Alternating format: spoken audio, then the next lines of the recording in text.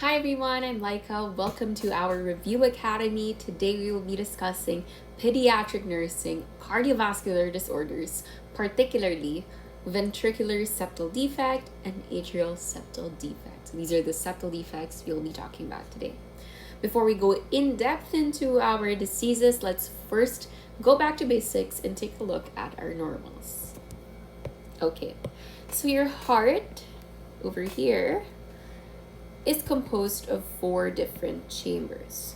Now, the upper 2 chambers are what we call your atria. And now the lower 2 chambers are what we call your ventricles. So, this is your right side So this is the right side, by the way, and this is the right side, by the way, and this is the left side of your heart. So this is your right atrium, your right ventricle, your left atrium, and your left ventricle. Now, the wall that divides the right and the left side of your heart, both the atria and the ventricles, is what we call the septum. Okay, so let's take a look at what atrial septal defect means, its etymology, and let's break that down. So atrial septal defect means that there is a defect in the septum that divides the 2 atria. So what is it? This is the septum that divides the 2 atria. So if there's a defect, that means that it's possible that there is a hole over here in the septum that divides the atria. So this over here is what we call our atrial septal defect.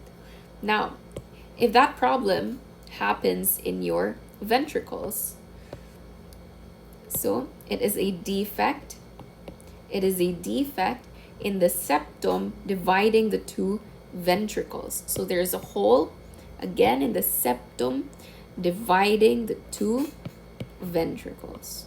So this over here, this is our ventricular septal defect. All right? So, to put it simply, atrial septal defect is a hole in between the 2 atria. And ventricular septal defect is a hole in between the 2 ventricles. Now, supposedly, these are 2 different circulations. Now, what happens if there's a hole? That means blood can flow from here to here or from here to here. There's going to be mixing of blood. Okay, from the right ventricle also into the left ventricle, or from the left ventricle into the right ventricle. Now, how does this usually happen in our septal defects? Let's first take a look at the normal heart circulation. So just to recap, again, this is your heart over here, divided into 4 chambers. This is the right side of your heart, and this is the left side of your heart. So this is your right atrium, right ventricle, left atrium, and your left ventricle. Now, let's remember, deoxygenated blood enters through your right atrium and then into your right ventricle.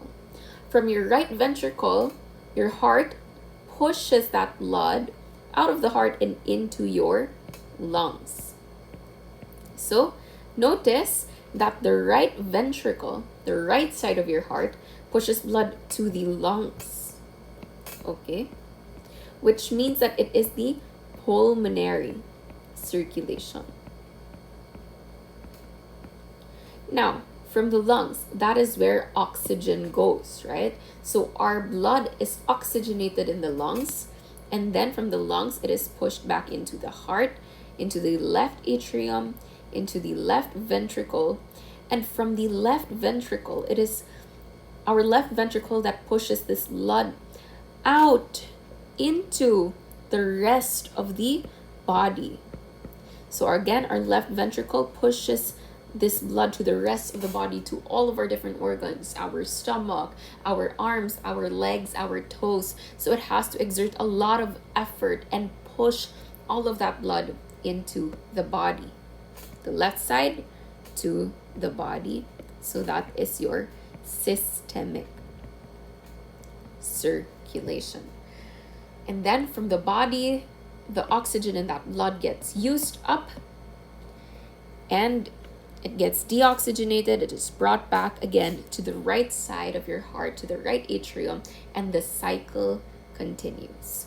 So just by looking at this diagram, we know the right side of your heart, okay, the right ventricle only has to push blood into your lungs, but the left side of your heart has to push this blood out into the body to all of our different organs. So which side of the heart do you think has higher pressure? Guys, what do you think? Okay, it is actually the left side of your heart.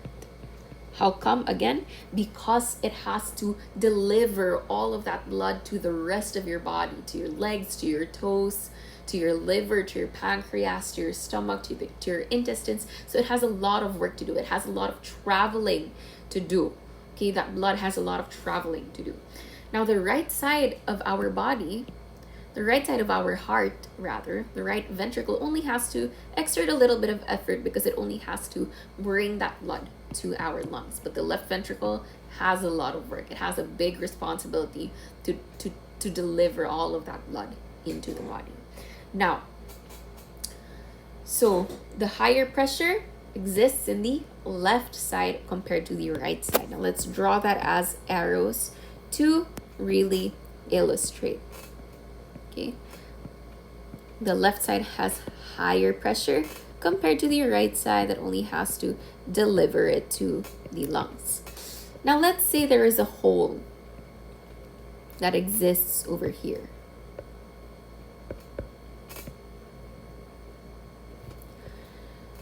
And we know that the pressure over here is much higher than the pressure in the right side. Do you think the blood from here goes from the left to the right atrium, or do you think from the right atrium to the left atrium?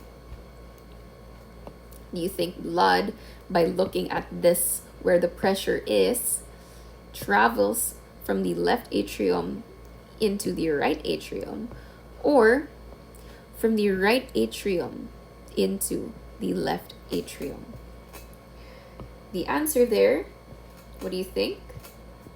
The answer there is from the left atrium, it goes to the right atrium because the pressure over here is much higher in the left side of your heart compared to the small pressure that exists on the right side. So it pushes that blood from the left atrium to the right atrium. And that change in direction of blood is what you call shunting of blood.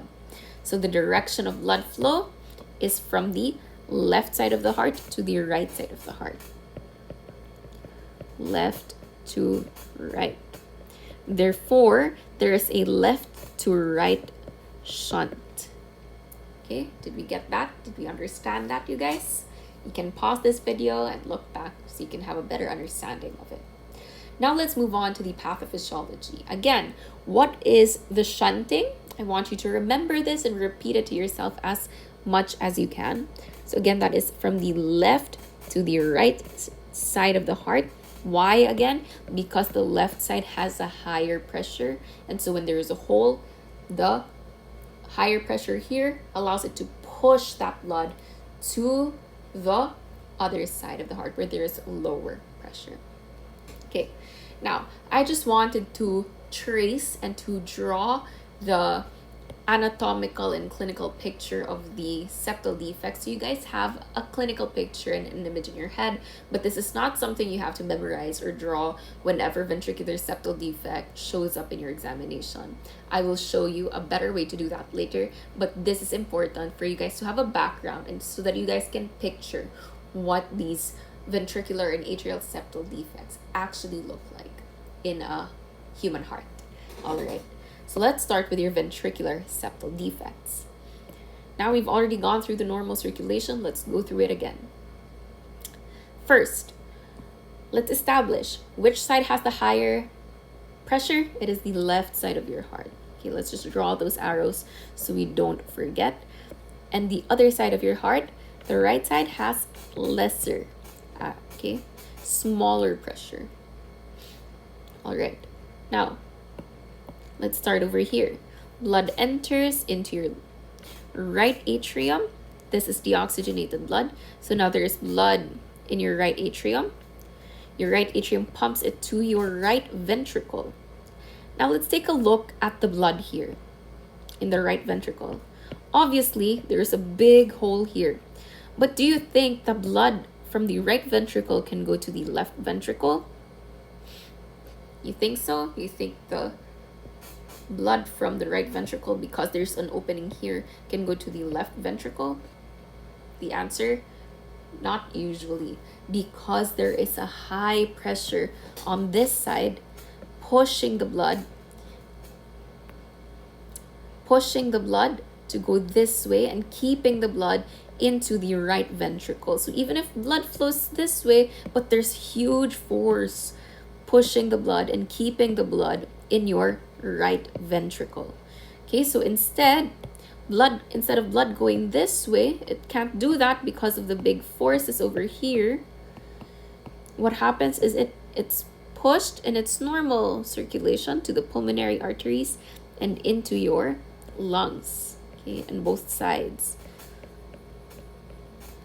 Now, in your lungs, it gets reoxygenated, it gets blood and all of that. And so from your lungs, it goes to your left atrium. So now there's blood in your left atrium. And your left atrium pumps that blood into your left ventricle. Now there's blood in our left ventricle. There is a big opening over here. And there are forces that push your blood, okay, from the left side of the heart to the right side of the heart. Do you think the blood here can go here? The answer to that is yes, because there is higher forces in your left ventricles than there is in your right ventricle. So from here goes here, here goes here, here goes here. So our blood, even if it's already been from the lungs, even if it's oxygenated blood, it goes here into your right ventricle. And now there's pooling of blood here, but that blood now goes and is pumped into your lungs again. Okay? And now from the lungs, it goes back here into the left atrium, and it gets pumped into your left ventricle. Now, normally, this blood is supposed to go over here into your aorta and to the rest of the body, right? Body. But because there's a big hole over here, instead of going this way, instead of the blood going this way, okay, it has the easier tendency, because the hole is bigger, to go this way. And then travels through that pulmonary circulation again and again. And it's a vicious cycle that just keeps happening. So the same thing happens with your atrial septal defect. Let's take a look at that. So blood enters into your right atrium. There's blood that pools in your right atrium. Okay, so again, what are our forces? The forces are much bigger on the left side compared to the forces that exist on the right side. Again, why? Because the left side of your heart has much more work to do, therefore it exerts much more force than the right side of your heart. Now, if we take a look at this, the blood here in the right atrium, do you think it can go into your left atrium? The chances are low, again, because of these large forces on the left ventricle, on the left side of your heart. So there's less chances for it to move from the right atrium to the left atrium. So what happens is that this blood over here, the right atrium is pumped through the tricuspid valve into the right ventricle, through the pulmonary arteries, and then into your lungs. The same thing happens with the other side of the lungs. Okay, from your lungs, it gets reoxygenated and it travels back into your left atrium. Now let's take a look at your blood over here in your left atrium. Because of the forces here, and there is a hole over here, do you think there's a high chance of it moving from the left side to the right side? Yes, because of the large forces that exist on the left ventricles, it allows the blood to be pushed to your right atrium. So your blood is pushed here. It's now back in your right atrium, and then in your right ventricle, and then into your pulmonary arteries, and then your lungs, and then back to the left atrium, and then to the right atrium, and then to the right ventricle, and then to the pulmonary arteries, and the cycle continues like this. So there is increased pulmonary congestion. Instead of the blood going this way into the right ventricle, only very little blood goes into the right ventricle, into the aorta, and into the rest of the body. Instead, it keeps getting shunted from the left atrium, okay, to the right atrium, and then it goes back to the pulmonary circulation. So as you can see over here, right, so there is an increase in blood flow going to the lungs because it keeps getting shunted to that direction. It keeps getting shunted to the pulmonary circulation. So there's an increased pulmonary blood flow and also a decrease in the blood that gets to the rest of the body because it does not get to that part. It keeps getting shunted to the pulmonary circulation. So, did you guys understand that? Have a clinical picture. Again, I don't need you guys to memorize this part. This is just so you guys have a good idea and have a clear understanding of what we're talking about. But I will tell you a secret. This is all what I'm about to tell you. This is all you need to know. This is a summarized version of everything I talked about. So, this is what I want you guys to practice and to keep in your mind, okay? Simplify it so that in the board exam it's easy for you to remember. Again, our heart divided into 4 parts. There's the right side and there is a left side. Now, the right side of your heart brings blood, okay, it is the pulmonary circulation. The left side of your heart is for your systemic circulation. Your pulmonary circulation, so the right side, the right ventricle, brings blood to the lungs, and the left side brings blood to the body. Okay, we established that earlier. Now, which side, okay, again, if there is a defect in the upper chambers, that's your ASD, and if it's VSD, it's in the lower chambers. Which side has the higher pressure? It is the left side, higher pressure. The right side has your lower pressure. So, blood flows from higher pressure to lower pressure. So, blood flows in this direction, which means that there's much more blood that exists on this side than it does on this side, right? So that leads to pulmonary congestion. There is an increase in blood flow to the lungs and a decrease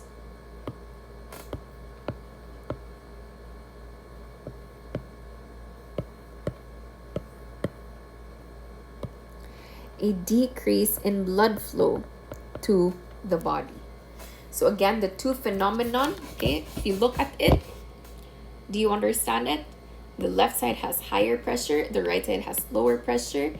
Blood shunts from the left to the right side, which leads to increased blood flow to the lungs and a decreased blood flow to the body. So these are the two phenomenons that exist in ventricular and atrial septal defects. The two phenomenons are, number 1, increased blood flow to the lungs, and number 2, decreased blood flow to the body. Take a look at that over here.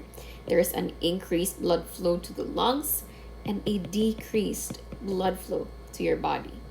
Now let's look at the signs and symptoms that are correlated to these two phenomena.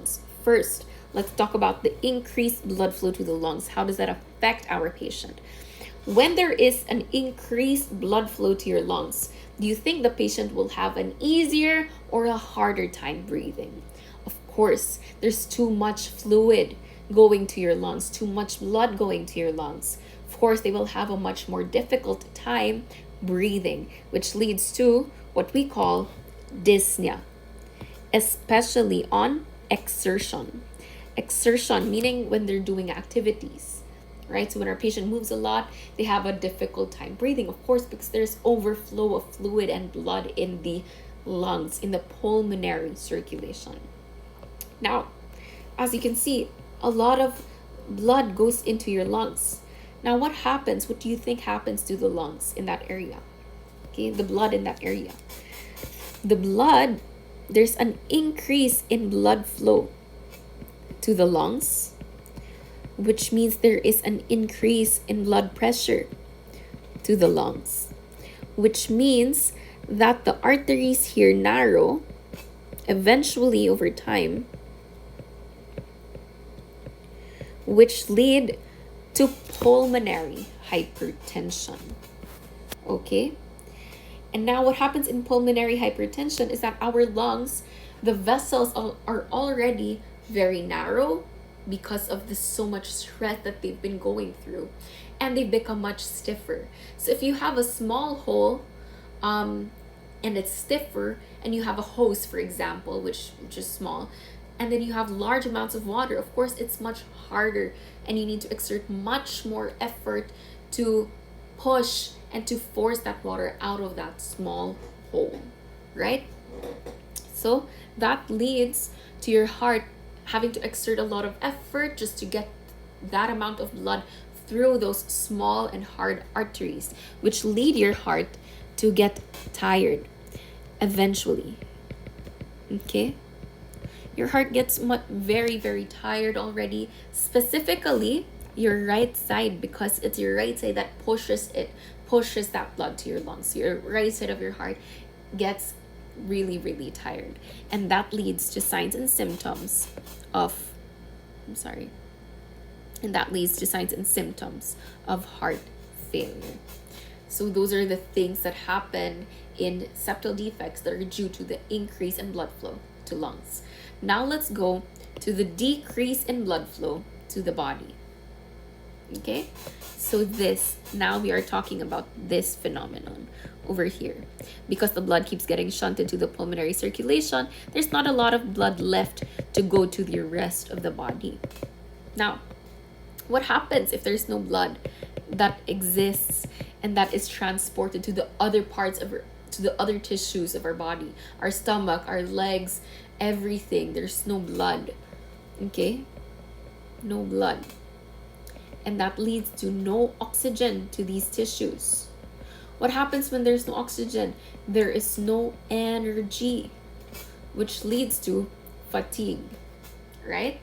Your pediatric patient gets tired easily, sleeps a lot, does not perform a lot of activities. And what are these activities of pediatrics? Only feeding and sleeping. And if they're too tired to even feed, if they're too tired to drink milk, to breast milk, what happens? Okay, poor feeding, poor weight gain.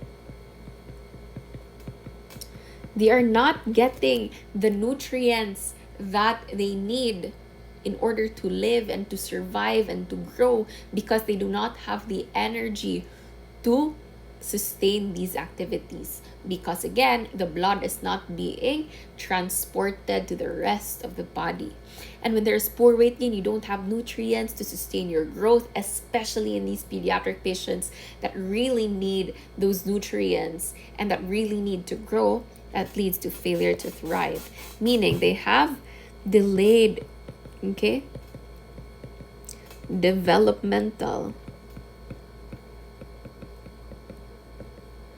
milestones.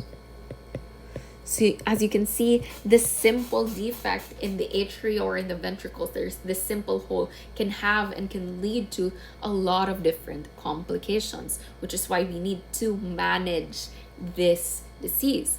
If you look at it, our only main problem is pretty simple, right? It is simply a hole either in the atria and ASD or in the ventricle in ventricular septal defect. Now, if there's a hole in something, for example, in your sink, there's a hole and everything is leaking, what do? All you need to do is to cover it and everything will go back to normal. And that is our goal, okay? We just want to cover that hole so that blood flows in the most natural direction that it should pass through. So, and we can use what we call a Dacron patch. Now, I want you guys to take note of this because this is a board sensitive question.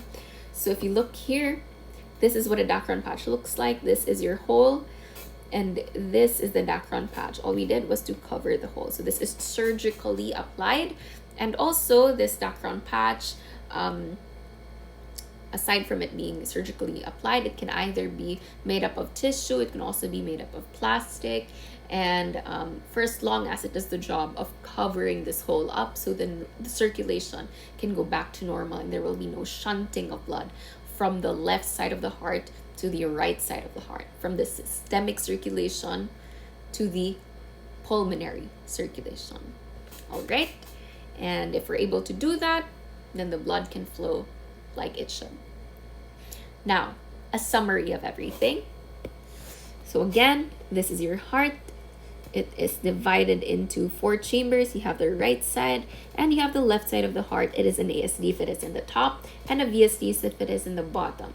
Now, the right side is the pulmonary circulation,